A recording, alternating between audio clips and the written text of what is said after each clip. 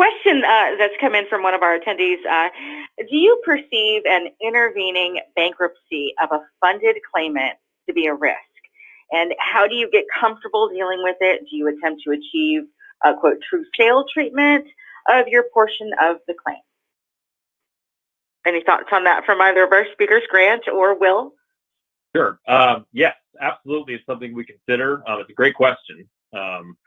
It's something we consider, we'll only to a certain extent, I suppose. We're not going to, for the most part, especially on these single case investments, we're not going to ask for the company's, 5 years of financials, and the like. It'll be more of a conversation. And ultimately, we will have a security interest in the recovery of the claim. And so the purpose of that is just in case there is a bankruptcy risk, we try to protect ourselves as a secured party. So we'll still get our recovery at the end of the day. So that's not necessarily always going to be operative. It's not always going to mitigate all of the risk.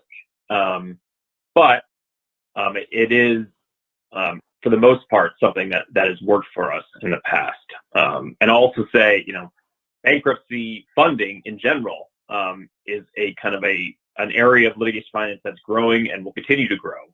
So just because you're in a bankruptcy doesn't mean your claims aren't worth money. And ultimately, the purpose of bankruptcy is to increase the value of the estate. And to the extent it's going to be a Chapter 7, Chapter 11, whatever.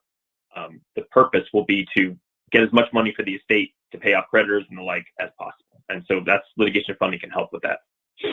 Yeah, and we've seen a big increase in bankruptcy funding requests lately. I agree with everything that Grant said.